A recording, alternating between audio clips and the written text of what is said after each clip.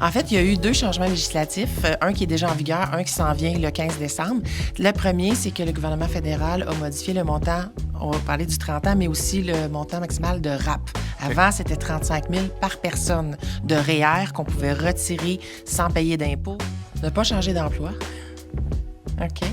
Parce que qui dit changement d'emploi dit période de probation dans la grande majorité des cas. OK. Quand on est en probation, les institutions financières, dans la majorité des cas, sauf quelques exceptions là, où on va avoir un très gros historique, là, mais vraiment là, quelqu'un qui change complètement, il y a une période, pendant la période de probation, on ne reconnaît pas les revenus. Donc, aujourd'hui, j'avais envie de vous inviter des professionnels dans le milieu immobilier de la région de Sherbrooke et environ. Je pense que c'est important de pouvoir être bien renseigné puis de pouvoir être bien outillé lorsqu'on commence le processus d'achat ou de vente de propriété. Donc, aujourd'hui, j'avais envie de vous présenter Marie-Ève Poliquin. Bonjour Sébastien. Salut Marie-Ève, j'espère que ça va bien. Ça va très, très bien. Je suis heureuse d'être là. Oui, bien moi aussi, je suis très heureux que tu sois avec moi aussi aujourd'hui. J'ai préparé quelques questions, mais avant de poser les questions, j'aimerais apprendre à en connaître un peu plus sur toi. Fait que, donc, j'avais envie de savoir, ça fait combien de temps que tu es spécialiste hypothécaire? Exactement. Spécialiste hypothécaire, bien moi, c'est pour Desjardins. Donc, là, je suis dans ma 6e année, mais auparavant, j'ai travaillé en développement économique, en soutien aux entreprises au niveau commercialisation, etc. Et c'est vraiment un tournant que j'ai pris du côté du financement aux particuliers qu'on appelle, là. OK. Donc le résidentiel. OK. Et puis, à mon grand bonheur, d'ailleurs. Oui, donc tu es un peu plus spécialisé dans les transactions d'achat de propriété, maisons résidentielles, Oui. Probablement petitplex aussi également. Oui, on fait de l'unifamilial, évidemment, condominium. Évidemment aussi, mais on fait duplex, triplex, quadruplex, propriétaire occupant, et même du côté des jardins, ce qui n'est pas le cas de toutes les institutions, mais on va aller jusqu'à 8 portes. OK. Oui, on va faire au niveau du financement aux particuliers, c'est pas même ça ira pas au commercial là, parce que c'est 5 à 8 portes. OK. Fait que quelqu'un pourrait acheter un triplex puis décider d'en racheter un deuxième aussi. Oui. Vous allez pouvoir, on va encore utiliser tes services. Absolument. Il y a une limite rendue au-delà de plus de 12 Un portes. autre 3 portes. Là, Oui, on c'est dépasse ça. les 8. Rendu OK. à 13 portes et plus, ça devient du commercial. OK. Bien, Intéressant. on a le temps de travailler longtemps ensemble. Ben oui. Puis pourquoi tu as choisi d'accompagner des gens dans leur achat de propriété ou... Ah, ça, c'est vraiment un choix conscient que j'ai fait dans ma carrière. Je voulais être vraiment dans du positif. Moi, je trouve qu'accompagner les gens à réaliser un des plus grands rêves de leur vie, qui est d'accéder à la propriété, surtout avec les premiers acheteurs, j'adore ça. C'est tellement un moment important. Puis la joie que j'ai de, des fois, travailler... Des fois, c'est pas facile. Les gens partent de loin, là. Ils travaillent pendant des mois. Des fois, des gens que j'ai accompagnés pendant 2 ans. Mais le jour où je les ai appelés pour dire « Ta maison, c'est beau, le financement est accepté. Tu vas devenir propriétaire. » Hey, j'en parle, là, puis ça me donne des frissons. Donc, pour vrai, c'est vraiment la plus grande satisfaction que j'ai par rapport à mon travail. Fait que c'est vraiment un choix d'être dans la joie. OK. Fait que c'est vraiment c'est la gratitude que les gens vont avoir aussi. Puis toi, tu es contente puis tu es fière d'avoir été utile dans leur processus. Oui. Puis j'aime aussi résoudre des problèmes. Donc, puis des problèmes, plus de trouver le bon scénario, de la bonne façon, parce qu'il n'y a pas de dossier simple. OK.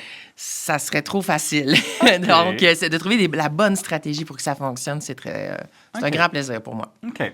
Ça m'amène à une question où est-ce que des fois les gens se demandent quand est-ce qu'on devrait utiliser tes services?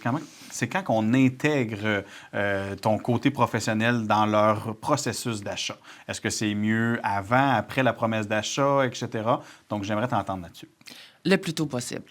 OK. À partir du moment où on a un projet d'achat de propriété, c'est important d'abord et avant tout de regarder est-ce que les conditions gagnantes sont remplies? OK. Est-ce que j'ai ma mise de fonds? Est-ce que mes revenus sont corrects? Parce qu'il y a plein de petits détails, il y a plein de particularités.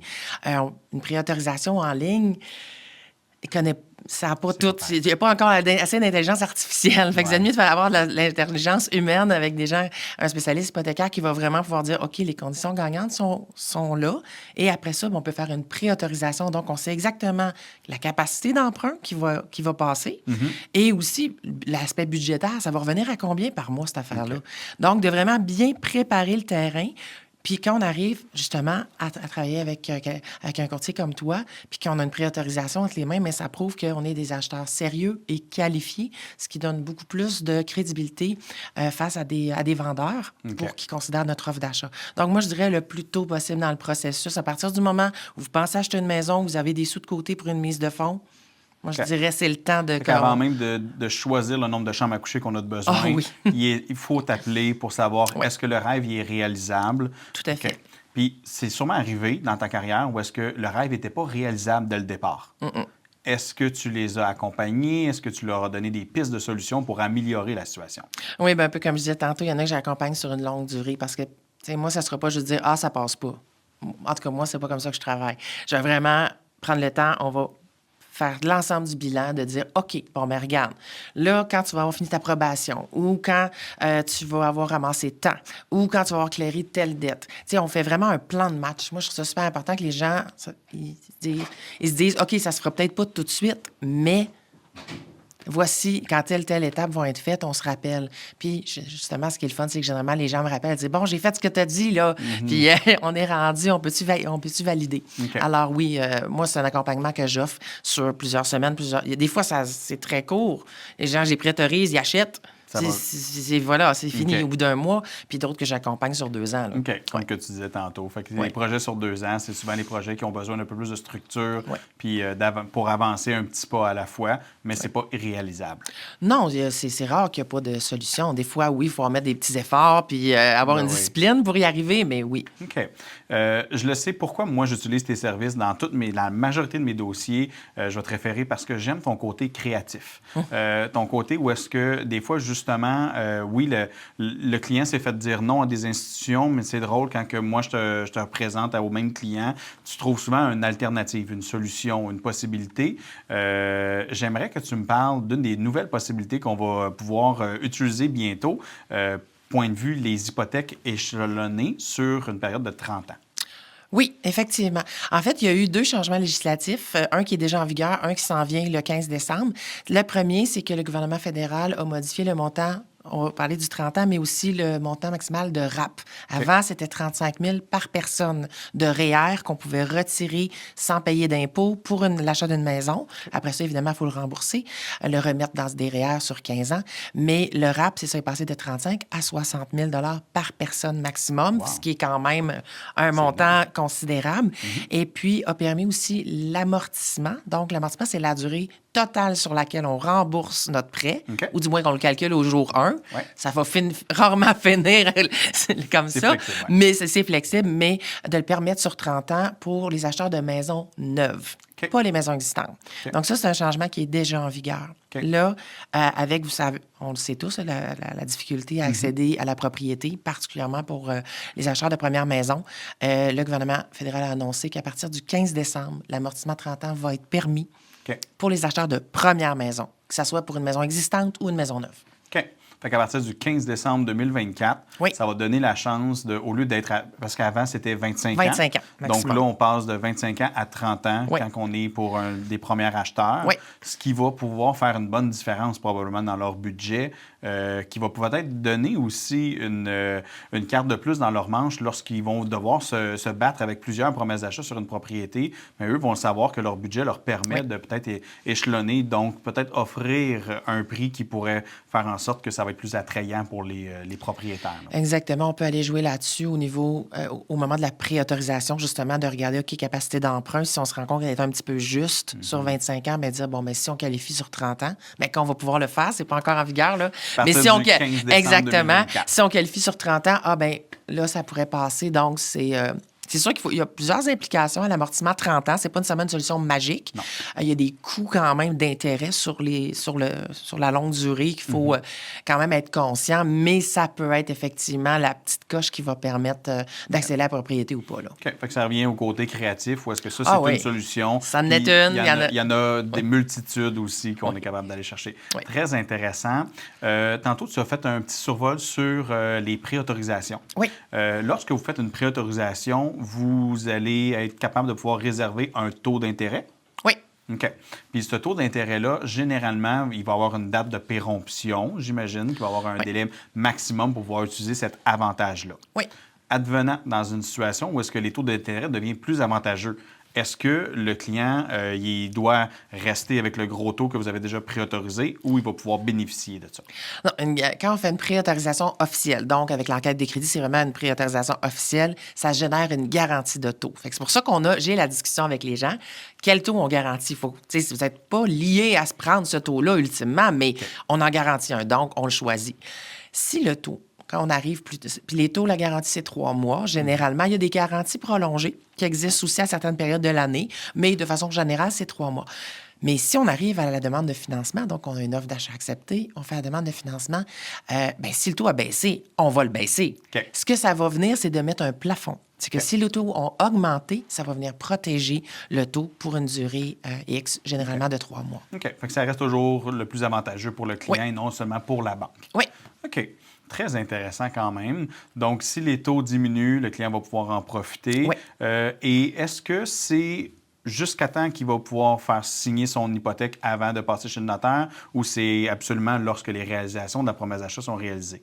Parce que des fois, on peut avoir un écart où est-ce que les gens réalisent leur promesse d'achat à une date, une date figée dans le temps. Oui. Toutes les conditions sont réalisées, mais la prise de possession peut se faire 4, 5, 6 mois plus tard. Oui. Si les taux diminuent entre ces deux périodes-là, est-ce que c'est possible de pouvoir encore moduler notre taux d'intérêt si ça a bougé? Oui, il faut juste, puis ça, c'est quelque chose que je coach beaucoup mes clients, c'est-à-dire que à partir du moment où le contrat d'hypothèque est signé, là, OK, en succursale, c'est signé, que les instructions sont envoyées chez le notaire, c'est plus vraiment possible de changer, OK? Parce que là, tous les contrats, tout est programmé, tout est fait. Mais jusqu'à ce moment-là, c'est possible. Fait que moi, je dis toujours, on peut aller jusqu'à environ 1 mois de la prise de possession. OK. Parce que c'est sûr que les notaires, il va faire, ouais. Ils veulent avoir faut qu'ils fassent la recherche de titre, il faut qu'ils préparent les documents, etc. Ils peuvent pas faire ça en 2 jours. Non. Donc, ils ont besoin des instructions quand même quelques semaines avant la prise de possession. Mais jusqu'à ce moment-là, oui, c'est possible. Okay. Puis moi, d'ailleurs, c'est un suivi que je fais à l'approche de la prise de possession des gens, que des fois, on va avoir pris un taux qui était super bon, mais que là, finalement, on a eu une baisse de taux. Bien, c'est sûr que on va l'honorer, là. Okay. Mais moi, j'encourage les gens à rester à l'affût quand même, même si moi, personnellement, je fais ce suivi-là pour les membres et clients que je soutiens, que je suis, dont je m'occupe. Mais c'est pas un acquis, là. C'est pas toutes les personnes dans ta position qui accompagnent des gens qui vont faire ce processus de... Non. OK. Parfait. Numéro 1. J'aime ta franchise. Non, ça, c'est clair. Donc, l'important de choisir un bon... De se sentir en confiance avec la personne, puis c'est ça. OK. On fait une mise en situation, quelqu'un prévoit acheter une propriété, oui. Il y a un horizon de plus ou moins 12 mois. Quelles sont les choses à ne pas faire après avoir fait une préautorisation? Il a fait les bons devoirs, il a fait une préautorisation, on a choisi le nombre de chambres à coucher, on est rendu à l'étape de recherche, on fait des visites, oui. Ça peut prendre quelques mois avant d'en arriver à trouver la bonne propriété. Quelles sont les choses à ne pas changer? Ne pas changer d'emploi. OK. Parce que qui dit changement d'emploi dit période de probation dans la grande majorité des cas. Okay. Quand on est en probation, les institutions financières, dans la majorité des cas, sauf quelques exceptions là, où on va avoir un très gros historique, là, mais vraiment là, quelqu'un qui change complètement, il y a une période, pendant la période de probation, on ne reconnaît pas les revenus parce que l'employeur peut mettre fin n'importe quand. Okay. Donc, sans compensation. Ne pas changer d'emploi, attendez d'avoir votre maison, puis pas aller contracter d'emprunt. OK? Une préautorisation, c'est bon 6 mois, mais ça peut être plus bon 1 semaine après si on s'en va s'acheter un gros pick-up avec des paiements de 1 200 par mois. OK? Parce que l'ensemble de nos engagements financiers, des emprunts qu'on a, des soldes qu'on a sur les cartes de crédit, une marge de crédit, ça fait partie des calculs de ce qu'on appelle, je ne vais pas être trop technique, mais les ratios d'endettement. Ouais. Les ratios, c'est des pourcentages, puis c'est ça qui détermine la capacité d'emprunt. Alors, si on ajoute des éléments dans notre endettement, ça va venir baisser notre capacité d'emprunt. Donc, ça, c'est vraiment à ne pas faire. Pas changer d'emploi, pas changer de char. Donc, si je vais à l'inverse, une stratégie, des choses qui pourraient changer, qui pourraient améliorer cette situation, oui. Est-ce que tu aurais 1 ou 2 recommandations à faire? Bien, c'est sûr que quand on dit augmenter notre épargne pour augmenter notre mise de fonds, ça, c'est sûr, c'est toujours bon. Hein? Parce que ça nous permet justement d'emprunter moins. Éliminer des dettes. OK. Ou les garder au minimum. Ça, c'est sûr que c'est toujours bon. Quelqu'un qui a une hausse de salaire, bien, il y en a qui vont m'appeler et dire « Hey, Marie-Ève, j'ai eu une augmentation de salaire, j'ai eu une rétro, etc. On peut-tu mettre à jour? » Bien sûr, parce que là, on va pouvoir considérer un salaire supérieur. OK. Fait que tout changement au niveau des revenus ou des dépenses en termes d'emprunt, là, de paiement de dette, a un impact à la hausse ou à la baisse sur la préautorisation. OK. Un ordre un petit peu plus crunchy, on va appeler ça comme ça. Oui, quand on parle d'être créatif, des fois, on a besoin d'être créatif avec la mise de fonds. Oui. Donc, des fois, ça m'arrive souvent qu'il y a des clients qui me disent « Sébastien, j'ai pas le 15 ou le 20 nécessaire. Idéalement, c'est 5 minimum, mais si on peut viser le 20 c'est toujours mieux pour payer moins d'intérêts, des choses comme ça.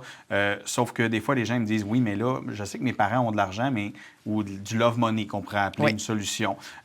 Sauf qu'ils ont peur, ça leur a pris 5 à 10 ans d'économiser leur mise de fonds actuelle, puis il en manque encore. Donc là, ils se disent, je ne sais pas quand est-ce que je vais pouvoir les rembourser, déjà que mes paiements vont peut-être augmenter versus mes coûts mensuels. Est-ce que tu as des solutions pour eux, une ou deux solutions qui pourraient faire en sorte que ils vont pouvoir rembourser. On donne un exemple, le client a besoin d'un 15 000 mais avec un 10 000 supplémentaire, il va économiser sur la prime, donc il va demander un 10 000 à quelqu'un.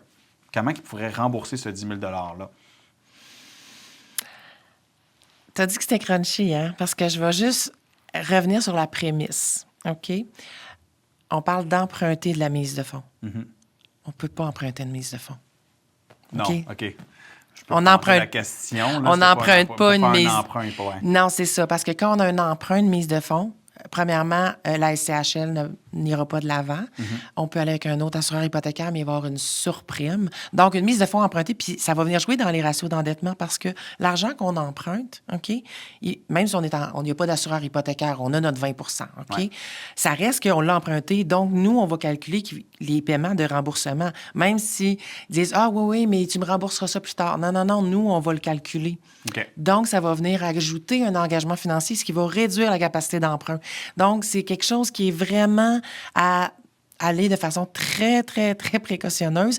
Moi, je dirais le love money, c'est un don. Okay. Les parents ou les proches parents, la famille immédiate d'un emprunteur, là, d'un acheteur de maison, peut se faire un don.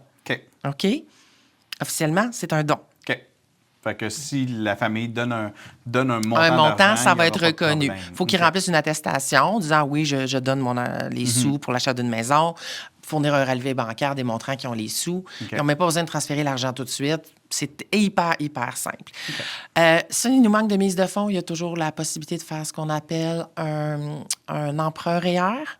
OK. Encore là, c'est pas j'emprunte 15 000, je le mets dans mes REER, puis je rappe mon 15 000. Puis ça, je viens de créer une mise de fonds. Donc, ça, c'est une mise de fonds empruntée. Par contre, dire, OK, j'emprunte 15 000, je le mets dans mes REER, j'ai un beau retour d'impôt de 4-5 000 ça va servir de mise de fonds. Okay. Puis au moment où on va faire le RAP, on va pouvoir rembourser le prêt REER, puis on a fait un 4-5 000 de retour d'impôt. Okay. Fait que ça, il y a des stratégies. Encore là, c'est ça je dis, parlez à un spécialiste hypothécaire à l'avance, pour pouvoir justement dire, OK, mais je vais acheter juste l'été prochain. Bien, c'est le temps-là, parce qu'il y a peut-être des stratégies qu'on peut faire à l'avance. Il y a le CELIAP qui permet maintenant, pour les acheteurs de première maison, d'avoir un retour d'impôt. Okay. Fait que de le faire dans... Les gens, des fois, ils s'en rendent compte, mais ils ont perdu les cotisations de l'année passée parce qu'on est rendu en 2024. Ouais. Ils l'ont pas ouvert en 2023. Ils ont perdu un potentiel de 8 000 de CELIAP. Ouais. Fait que vous voyez, c'est toutes ces... Il y a tellement de stratégies qui sont possibles là, pour justement aider les gens à finaliser d'aller chercher leur mise de fonds. Fait que le mot d'ordre, il faut vraiment faire appel à vos services au début du processus de réflexion, même pas du processus d'achat, au début du processus de réflexion pour savoir quelles sont les solutions. Chaque situation est différente. Fait que... OK. Très intéressant. Dans un but un petit peu plus léger, parce que j'aime apprendre à connaître les intervenants que je vais référer, j'avais deux petites questions pour toi, plus d'ordre personnel. Ma première, ça serait, à quoi ressemblait ta première maison? Oh mon Dieu, ma première maison... je vivais à Chicoutimi à l'époque. Okay. Et puis, on avait eu, en tout cas, j'avais eu mes enfants, oui, je suis une maman. Et puis, on s'est acheté une maison, mais vraiment, immense. Ah oui? Elle était immense. Aujourd'hui, je ne sais pas comment elle peut valoir, mais à l'époque, je ne veux pas trahir mon âge, mais ça fait quand même plusieurs années. Le marché immobilier n'était pas ce qu'il est aujourd'hui. Donc, on avait pu vraiment se payer comme l'espèce de maison de nos rêves, comme première maison, oui. Oh! Fait que c'était vraiment, vraiment magnifique. Et puis, mais c'est ça, quand on a vendu là-bas, puis qu'on a déménagé, ça fait déjà une quinzaine d'années, en Estrie, eh bien, ben là, c'est ça. C'était pas tout à fait la même grosseur de maison, je vais vous dire, pour le même prix. Fait Là. que tu es allé avec ta maison de tes rêves dès la Au première début, achat. ouais. OK. Ouais, Puis ouais. aujourd'hui, tu en as possédé plus qu'une depuis ce temps-là? Oui. Oui? Mes affaires diraient trop. C'est jamais trop. On aime ça, Non, l'immobilier. mais c'est le ça. fun. OK. Fait que j'aime ça pouvoir en parler parce que j'aime pouvoir présenter à mes clients aussi. Beaucoup magasinent la maison de leurs rêves, mais ça leur donne aussi des fois la vision de dire on peut emmagasiner plus qu'une dans sa vie. C'est normal de pouvoir en arriver à une deuxième puis une troisième propriété. Oui, puis c'est quand même rare qu'on trouve la maison de nos rêves la première fois. Puis moi, je pense que même les gens qui se construisent pour la première maison, je suis comme, c'est sûr qu'elle elle sera pas comme vous voulez finalement. Parce que quand on vit dans une maison, on se rend compte de c'est quoi nos besoins. Ah, moi, j'ai vraiment besoin d'un garage ou ah, moi, j'ai besoin d'un espace au sol, j'ai besoin de ci. Ça l'évolue. Alors, les besoins évoluent aussi à mesure qu'on vieillit, que la grande famille s'agrandit ou se réduit. Exact. Donc, oui, c'est quelque chose qui est très évolutif. Fait qu'il faut rester l'esprit ouvert. OK. Bien, merci beaucoup. me C'est fait plaisir. super apprécié. Donc, pour vous, j'espère que vous avez apprécié toutes les questions puis la richesse de tous les conseils que Marie-Ève peut vous offrir. Et c'était seulement la pointe de l'iceberg, je vous le garantis. Elle est capable, en a plus qu'un tour dans son sac. Donc, elle est capable de vous donner encore plus de pistes de solutions. Des fois, on pense qu'on ne peut pas acquérir une propriété, mais ça vaut la peine de prendre des professionnels pour vous accompagner, pour peut-être donner une structure à votre projet.